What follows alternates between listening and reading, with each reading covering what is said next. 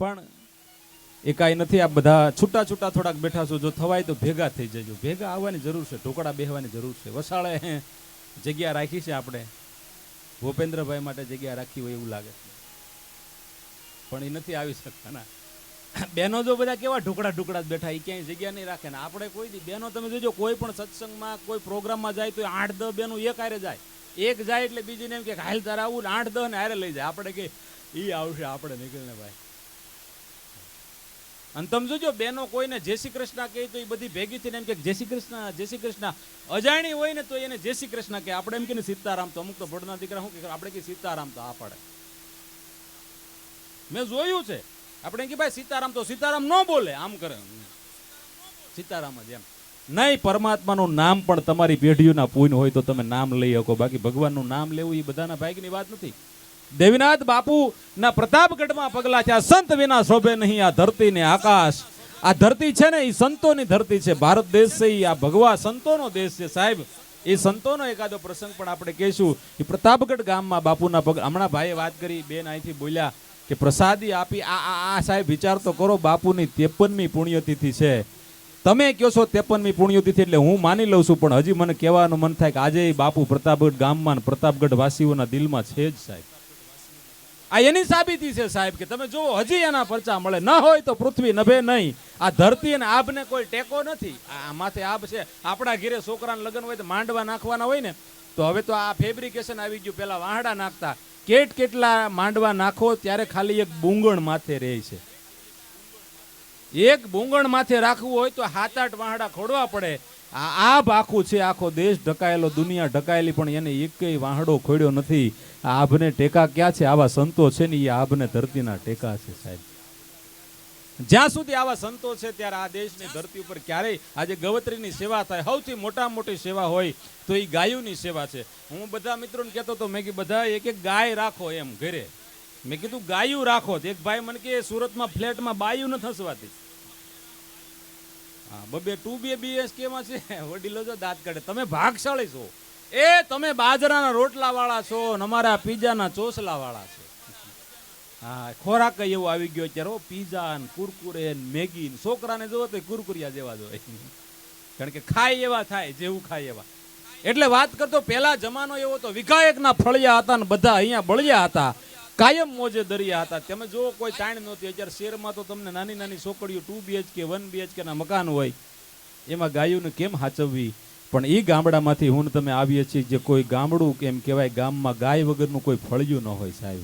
પણ આજે શહેરમાં ભલે હું તમે ગાય ન રાખી શકીએ, પણ આવા આદેશ ધૂન સેવા ગૌમંડળના યુવાનો જે આવી સેવા કરતા હોય, ધૂન સેવા મંડળ, તો એને સાથ સહકાર આપજો. એટલે એ ગાયોની સેવા જ છે સાહેબ.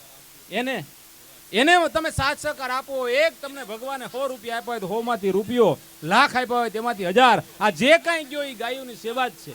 એટલે એ ધનરાશિ તમે અહીંયા વરસતા રહેજો. જે કાંઈ તમારા તરફથી આવશે એ બધું અમે આદેશ ધૂન સેવા મંડળમાં જ અહીંયા તમારા તરફથી કોઈ અમને એવી કોઈ ફંડ ફાળાની જાહેરાત નથી કરી કે રૂપિયા ભેગા કરી દેજો. એક બાપુની વંદના કરવા માટે મળ્યા છે, એવી આપણે મોજ કરવી છે. ત્યારે વાત કરતો તો અત્યારે તમે જો 3 વ્યક્તિની બહુ જમાવટ છે. આ બેનો બેઠા ને કહું ટીવી જોતા, ટીવી ચાલુ કરો ને એટલે એક ચેનલ ચાલુ કરો એટલે મોદીજી, બીજી ચેનલ ચાલુ બદલો એટલે યોગીજી, અને ત્રીજી ચેનલ બદલો એટલે બાબા રામદેવજી. સવારે 5 વાગે આવે ને,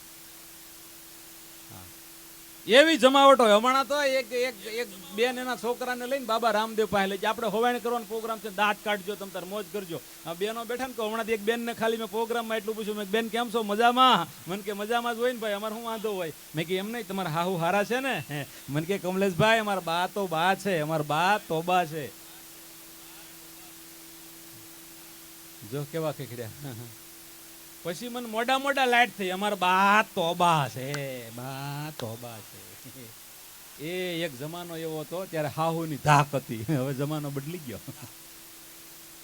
હા, એટલે આમ જો દાંત કઢાવવાના છે. આ ખાલી સેમ્પલ આપ્યું છે, તમને મજા આવશે. ભાઈએ મારો પરિચય આપ્યો તોય કહી દઉં, કમલેશ પ્રજાપતિ નામથી બધા મિત્રો ઓળખે છે. અને આમ જો તમે બધા કાઠિયાવાડી છો, કાઠિયાવાડી ને બધા?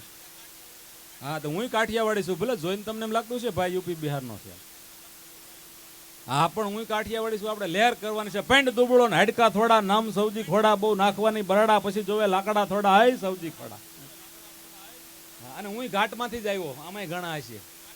હા હીરા હમણાં મને ભાઈ પૂછતા હતા જીતેશભાઈ કે તમે પહેલા શું કરતા, મેં કીધું ઘાટ સિલાઈ કામે કર્યું, એમાં ઝડપ ન આવી ગઈ, એ એકમાં ઝડપ ન આવી. કાઠિયાવાડી નિયમ છે, જેમાં ઝડપ આવી ધંધો કરે, બોલવામાં ઝડપ આવી, એટલે આપણે આ કામ ચાલુ કર્યું. બાંધા પાકિસ્તાન ને હિન્દુસ્તાન, આવી કેરોસીનની તાણ, થઈ જગતને જાણ, માંડી હીરાતણી મોકાણ, વિધા હીરાતણા ભાવ, તમે જલ્દી સુરત જાઓ, ત્યાં હીરા મળે કાસા, નો આવતા પાસા, હતો ગંગારામનો સાથ, પછી કરવા મળ્યા ઘાટ, ઘાટ કરે સુંદર પણ 2 દીના 15.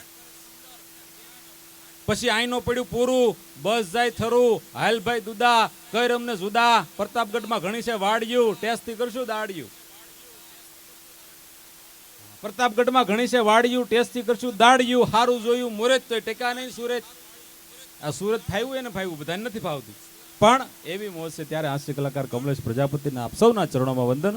મારે તમને અહીંયા વધારે આનંદ કરાવવો છે, આમ કંઈક નવા એવા જોક્સ કહીને દાંત કઢાવવા છે. પણ અમારા કાર્યક્રમની, અમારા લોક ડાયરાની અમારી એક પરંપરા હોય કે કાર્યક્રમની શરૂઆત ગણેશ વંદનાથી થાય. ગણપતિની જગ્યાએ હું બેહી ગયો પહેલા. હા, હું પ્રોગ્રામમાં રોજ ગણેશ બેહાડું, તો મારા ગણેશ બહુ મોટા બેઠા, અમુકને હવારે સમજાય, બાથરૂમમાં ના થાય કીધું ને અટાણે સમજાણો એમ.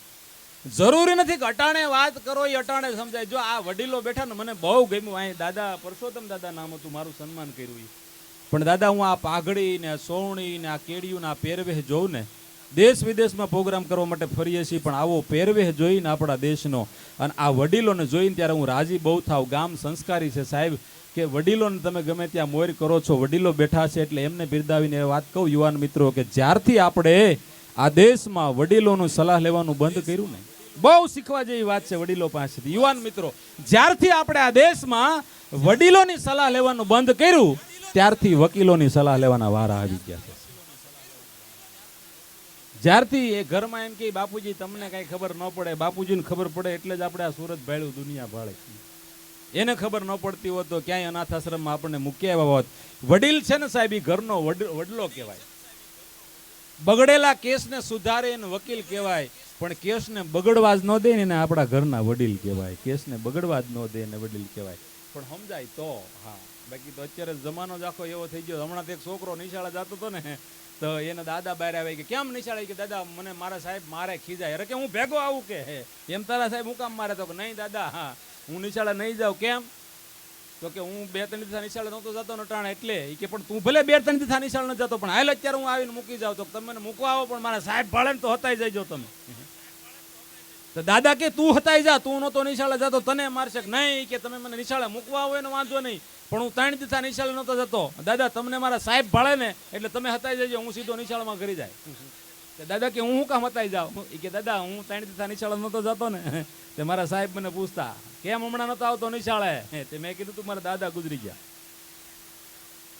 દાદાને ઉલાળી નાખ્યા છોકરા. જુઓ દાદાએ 2 નાખી અડબોટમાં, ટપ્પરમાં. એટલે આવી ઝીણી ઝીણી ઘણી વાતો કરવી છે. પણ મારે ઋતુ કોઈ કાઢે નહીં. ઉનાળામાં તડકા જ પડે, પણ અત્યારે જેને મળે એમ કે ભાઈ બહુ તડકા. શાળામાં મળો તો કે બહુ ટાઈટ, ઉનાળામાં મળો તો કે બહુ ગરમી, ચોમાસામાં મળો તો કે વરસાદ બહુ. હમણાં 4-5 વર્ષ પહેલા તમને ખબર છે, અમારે અમદાવાદની પડખે વડોદરામાં 25 ઇંચ વરસાદ પડ્યો હતો. 25 ઇંચ ઉસ્તાદ, 1, 2, 5 નહીં, 25 ઇંચ વરસાદ પડ્યો ને આખું વડોદરા પાણી થઈ ગયું. તો એક ભાઈ પગના પાયસ્તા ચડાઈને ઉભા હતા. તે ફ્લેટના 3 માળેથી એક બેન કે ભાઈ 3 કલાકથી ઉભા છો, અને 3 કલાકથી પાણી ઉભા છો, કેમ બસ નથી મળતી? એ ભાઈ કે બેન બસ ઉપર તો ઉભો છો. પછી ખબર પડી બસ ની ઉપર 1 ફૂટ પાણી એની ઉપર ઉભો હતો. લ્યો, વરસાદ એટલો પડ્યો. એટલે એ જે કાંઈ પણ છે એ ઋતુ પ્રમાણે બધું આવતું હોય. જીવનમાં ઋતુ પ્રમાણે આવે. ઘરમાં ક્યારેક આપણે ગરમી પકડાઈ જાય. કેમેરા મેનો લાઈવ છે, બધા ચાલુ છે ને કેમેરા? અમારા લગ્નમાં 4 કેમેરા હતા, 1 જ ચાલુ હતો. એટલે ના આ તો બધા હાર છે એટલે ચાલુ જ હોય, વાંધો નહીં. આજનો પ્રોગ્રામ પણ આપણે લાઈવ છે, બધું બહુ સારું છે. તમારી બધાની હાજરી છે, આપણે મોજ કરવાની છે. ત્યારે મારો ભાઈએ પરિચય આપ્યો, કમલેશ પ્રજાપતિ. હા, ઉમાપતિ, રાષ્ટ્રપતિ, ગણપતિ ને પ્રજાપતિ. બાકી કરોડપતિ આવે ને રોડપતિ આવે. એ સવારે કરોડપતિ હોય, સાંજે રોડપતિ થઈ જાય, કઈ નક્કી ન હોય. એટલે કમલેશ પ્રજાપતિ નામથી મિત્રો ઓળખે છે. સારું લાગે તાળીઓથી વધાવો. પરાયણે તાળી પડવાય નહીં. તમને દાંત કઢાવવાના છે, અને જ્યાં મજા આવશે ત્યાં એવી આપણે વાતો કરશું. આનંદની પાછળ ઊભા છે એ મિત્રોને વિનંતી કે હવે તમારે બેહી હોય તો બેહી જાઓ, ઊભા ગમે એ રહી, બાકી આવશે તો મોઢા સમજા ઊભા જેને રહેવું હોય ને, બાકી આવશે તો એ ફાઇનલ છે કોણ આવશે ઈ. એટલે વાત આપણે કોઈ રાજકારણ નથી કરવી, કારણ કે એ રાજકારણ છે અને આપણે દેવનાથ બાપુના સાનિધ્યમાં રામ કારણ લઈને બેઠા છીએ. એટલે આજે રામની વાતો કરવી, પરમાત્માની વાતો કરવી, આનંદની વાતો કરવી, એ તો હવનું કામ કરે, હવની મોજ. કેસરી કેસરી ફુગા જોવો, જોવાનું થાય ચારેય બાજુ કેસરી જ છે હો.